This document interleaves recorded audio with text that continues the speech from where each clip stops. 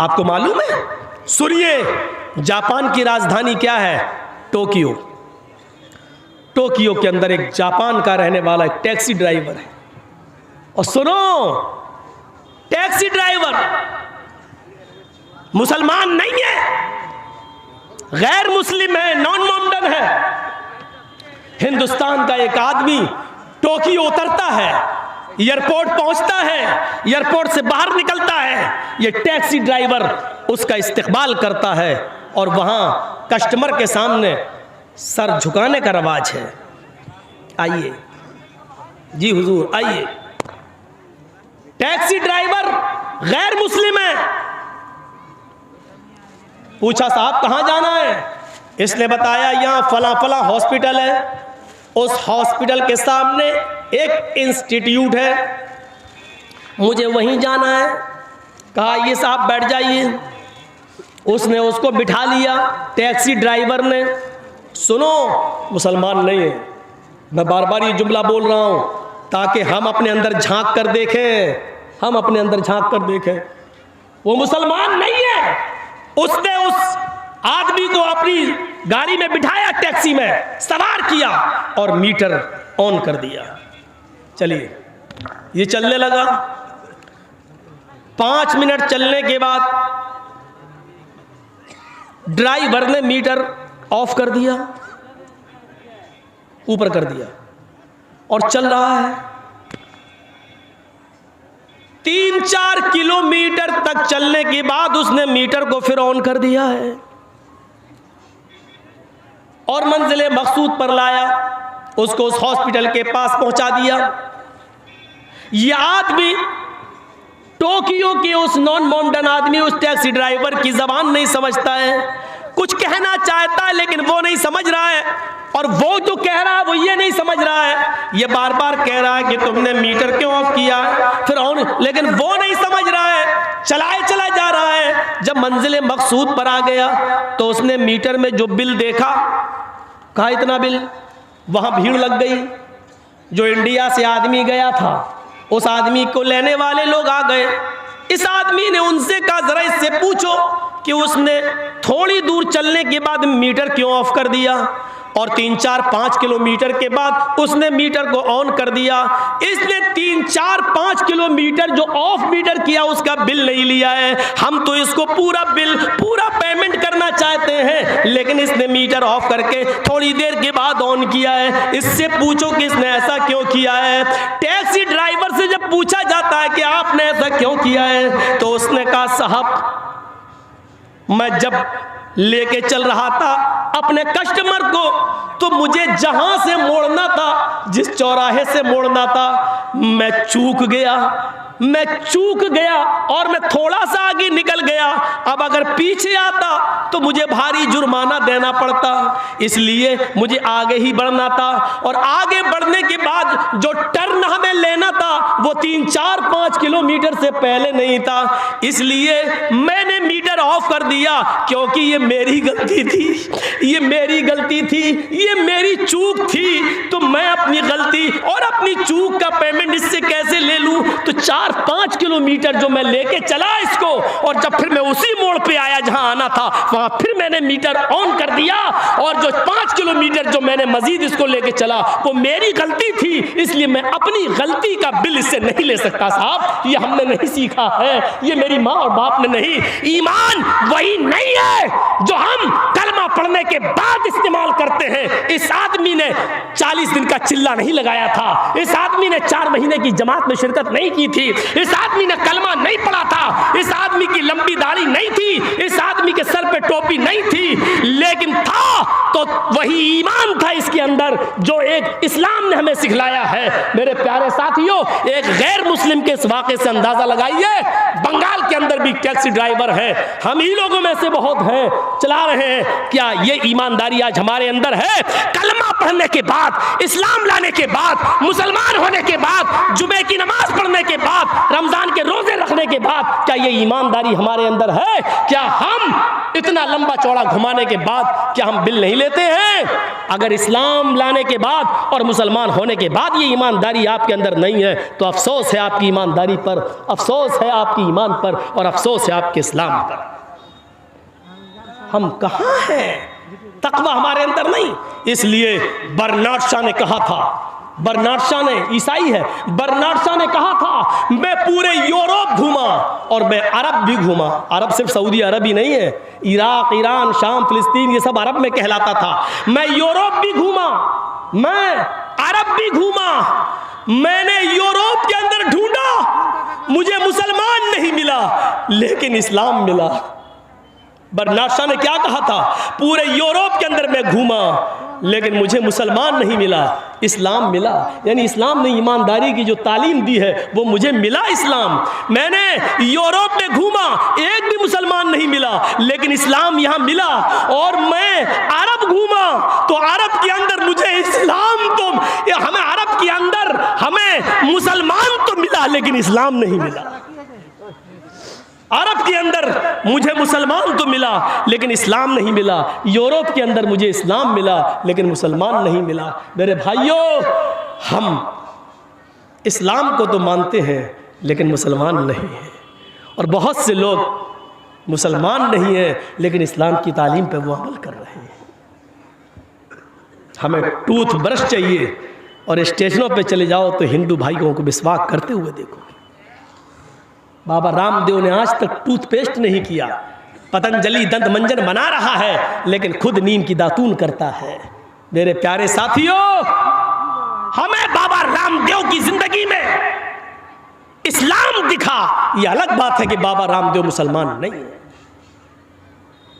हमारी जिंदगी में इस्लाम भी दिखे और ईमान भी दिखे तो हमारी जिंदगी कामयाब है, हमारी जिंदगी कामयाब है। अमानतदारी हमारे अंदर नहीं। तसव्वुर करें आप, डॉक्टर शिव शक्ति स्वरूप भोपाल के अंदर MBBS MS डॉक्टर सर्जन, उनकी बेटी भी MBBS MS, और जब इस्लाम लाए अल्लाह ने तौफीक दी तो MBBS MS होने के बाद उनकी बेटी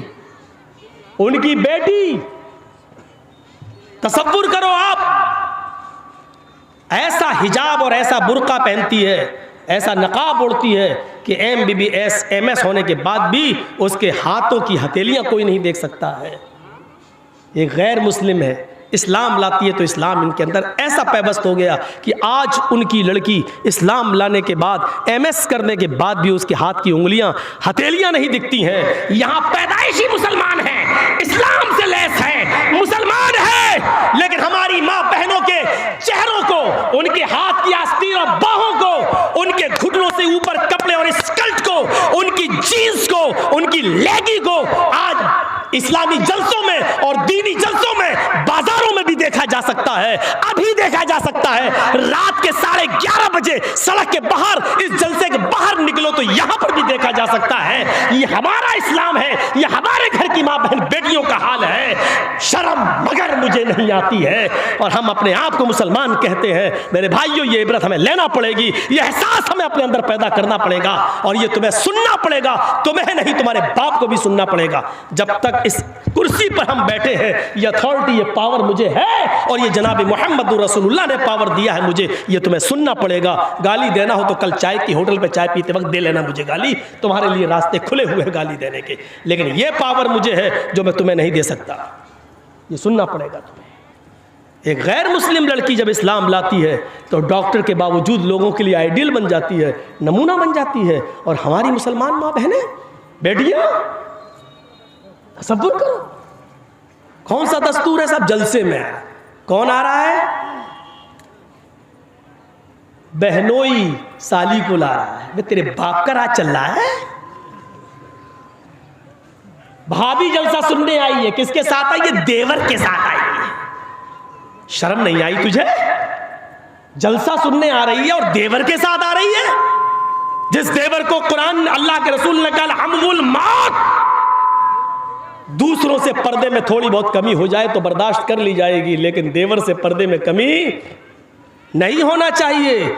देवर भाभी के लिए मौत है। और भाभी देवर की बाइक पे बैठ के आ रही है। शादी के बाद आपकी सगी बीवी और आपकी बीवी की सगी बहन भी अपनी बहन के साथ बैठकर आपके साथ खाना नहीं खा सकती है। कहां हैं आप? मौलाना जर्जीस की बीवी मेरे साथ खाना खा रही है और जर्जीस साहब की बीवी अपनी बहन को यानी मेरी साली को भी लाकर अपने साथ खाना खिला रही है। तो मौलाना जर्जीस के लिए जायज नहीं है कि अपनी बीवी की मौजूदगी में भी अपनी साली को अपने साथ बैठ के खाना खिलाए। बीवी की मौजूदगी में भी जायज नहीं है। तुम तो बीवी की गैर मौजूदगी में सालियों को मालदा घुमाते हो, मेलों में ले जाते हो, और घर का वो बड़ा आदमी जिसने अपनी बेटी अपने दामाद को दी है वो अपनी साली भी अपने दामाद के साथ भेज देता है। सबसे बड़ा भड़ुआ ये आदमी है। ये ससुर भड़ुआ है जो अपनी साली को अपनी बेटी को दामाद के साथ भेज रहा है, बीवी को नहीं। इसको भड़ुआ कहा अल्लाह के रसूल ने। दयूस, भड़ुआ, दयूस तो नहीं समझोगे ना, भड़ुआ। खुल के बोलता हूं, भड़ुआ। शर्म नहीं आती, शर्म। साहब हेलो भैया, हाँ दिल्ली में हो? मौलाना जर्जी साहब आए हुए, जलसा है। भाभी आपकी बीवी भाभी कह रही है मुझे जलसे में जाना, मैं ले जाऊं? दिल्ली से कह रहा हाँ ले जा। इतना एतबार भाई पर? तुझे एतबार हो सकता है लेकिन शरीयत को एतबार नहीं है। मोहम्मद रसूलुल्लाह को एतबार नहीं है। शरीयत अपनी जगह पर है, अपनी जगह पर। टोक्यो के इस वाक़े को सामने रखिए। कोई हिंदू है बेचारा, उसके अंदर ईमानदारी है, उसके अंदर इस्लाम पाया जा रहा है लेकिन वो मुसलमान नहीं। हमारे अंदर हम मुसलमान हैं लेकिन हमारे अंदर इस्लाम नहीं। यूरोप के अंदर बर्नार्ड शॉ ने कहा, यूरोप के अंदर मैंने मुसलमान को ढूंढा, हमें नहीं मिला, लेकिन इस्लाम को ढूंढा तो मुझे हर हर घर में इस्लाम मिला, लेकिन मुसलमान नहीं मिला। अरब के अंदर मैंने जब तलाश किया तो अरब के अंदर में मुसलमान मिला, घर घर में मुझे मुसलमान मिला, लेकिन इस्लाम हमें देखने को नसीब नहीं हुआ।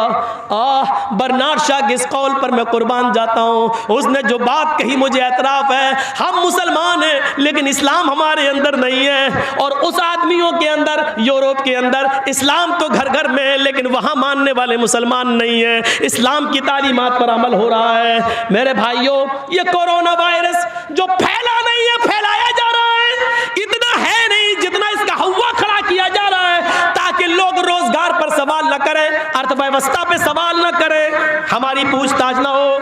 भीड़, लाखों की भीड़ बिहार के चुनाव में हुई, तब तक कोरोना नहीं था, लेकिन जैसे ही चुनाव खत्म हुए कोरोना का हवा फिर खड़ा कर दिया गया है। इस कोरोना का एक ही इलाज है मेरे भाइयों। आज अमिताभ बच्चन की आवाज में तुम सुन रहे हो, अभी कोरोना खत्म नहीं हुआ है। जरा सी भी ढिलाई, ये फिल्मी दुनिया का हीरो आज ऐलान कर रहा है, इसका जो इलाज, जो तरीका ये बतला रहा है, ये तरीका तुम्हारे इस्लाम के अंदर मौजूद है। बार बार हाथ धोइए। ये बार बार हाथ धोने का मिजाज तुम्हें नमाज में नजर आएगा। 5 वक्त की नमाज पढ़िए और उसके बाद देखिए आप बार बार हाथ धोएंगे। अल्लाह के नबी फरमाते हैं, क़ज़ाए हाजत, लैट्रीन पेशाब पायखाना करके जब वापस आओ तो आप अपने जमीन पर हाथ मारिए, मिट्टी से अपने हाथ को धोइए। मिट्टी के अंदर जरासीम को, जम्स को मारने की बहुत अच्छी सलाहियत मौजूद है।